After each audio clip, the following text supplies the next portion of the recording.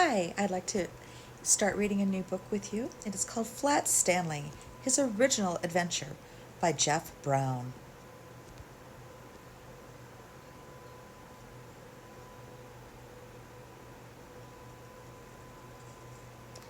The Big Bulletin Board. Breakfast was ready. I will go wake the boys, Mrs. Lambchop said to her husband, George Lambchop. Just then, their younger son, Arthur, called from the bedroom he shared with his brother Stanley. Hey, come and look! Hey! Mr. and Mrs. Lambchop were both very much in favor of politeness and careful speech. Hay is for horses, Arthur, not people, Mr. Lambchop said as they entered the bedroom. Try to remember that. Excuse me, Arthur said, but look! He pointed to Stanley's bed. Across it lay the enormous bulletin board that Mr. Lambchop had given the boys a Christmas ago, so that they could pin up pictures and messages and maps. It had fallen during the night on top of Stanley. But Stanley was not hurt. In fact, he would still have been sleeping if he had not been woken by his brother's shout. What's going on here? He called out cheerfully from beneath the enormous board. Mr. and Mrs. Lambchop hurried to lift it from the bed. Heavens, said Mrs. Lambchop. Gosh, said Arthur, Stanley's flat. As a pancake, said Mr. Lambchop. Darnest thing I ever seen. Let's all have breakfast, Mrs. Lambchop said. Then Stanley and I will go to Dr. Dan and hear what he has to say. In his office, Dr. Dan examined Stanley all over. How do you feel? He asked. Does it hurt very much? I felt sort of tickly for a while after I got up, Stanley Lambchop said. But I feel fine now. Well, that's mostly how it is with these cases, said Dr. Dan. We'll just have to keep an eye on these young fellows. On this young fellow, he said, when he had finished the examination. Sometimes we doctors, despite all our years of training and experience, can only marvel at how little we really know.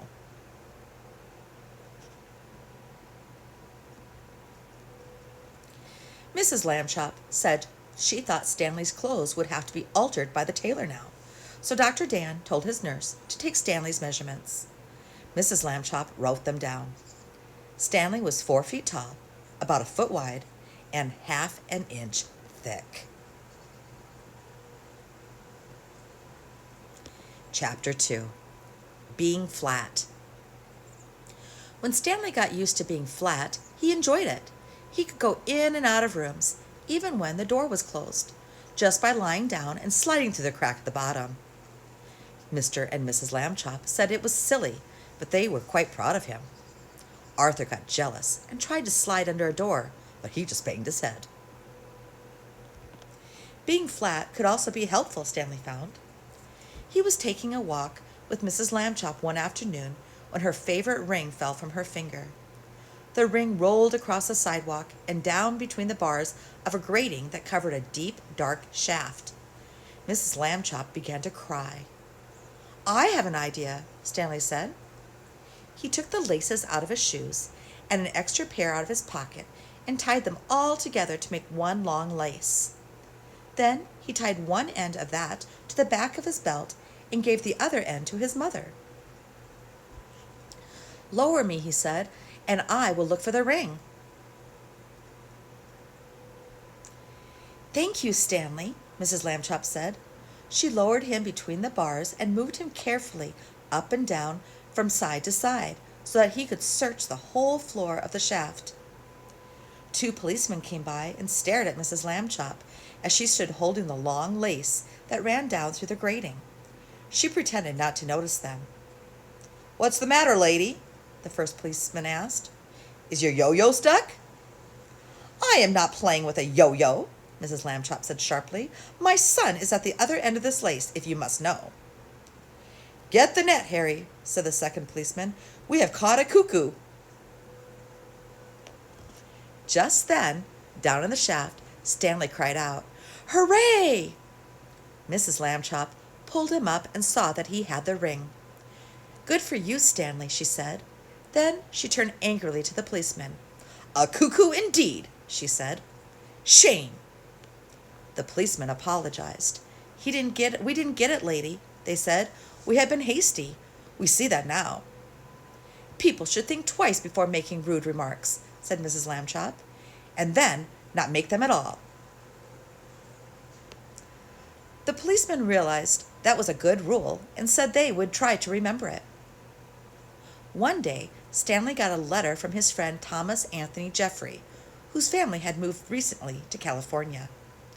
A school vacation was about to begin, and Stanley was invited to spend it with the Jeffreys. "Oh, boy," Stanley said, "I would love to go." Mrs. Lambchop sighed. "A round-trip train or airplane ticket to California is very expensive," he said.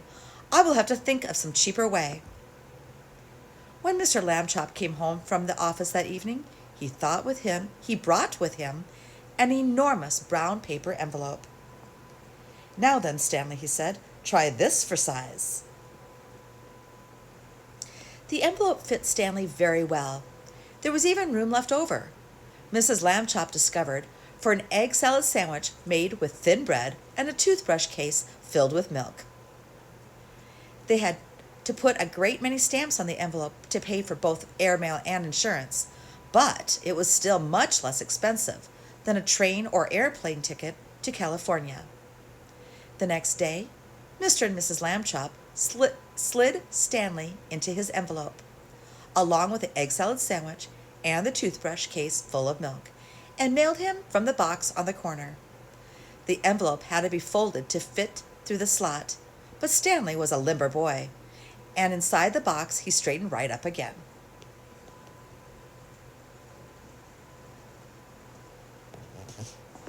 Mrs. Lambchop was nervous because Stanley had never been away from home alone before. She rapped on the box. "Can you hear me, dear?" she called. "Are you all right?" Stanley's voice came quite clearly. "I'm fine. Can I eat my sandwich now?" "Wait an hour and try not to get overheated, dear," Mrs. Lambchop said. Then she and Mr. Lambchop cried out, "Goodbye, goodbye," and went home.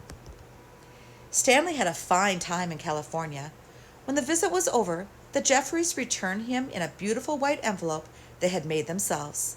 It had red and blue markings to show that it was airmail, and Thomas Jeffrey had lettered it, "Valuable" and "Fragile," and "This End Up" on both sides. Back home, Stanley told his family that he had been handled so carefully he never felt a single bump. Mr. Lambchop said it proved that jet planes were wonderful, and so was the Postal Service, and that this was a great age in which to live. Stanley thought so too.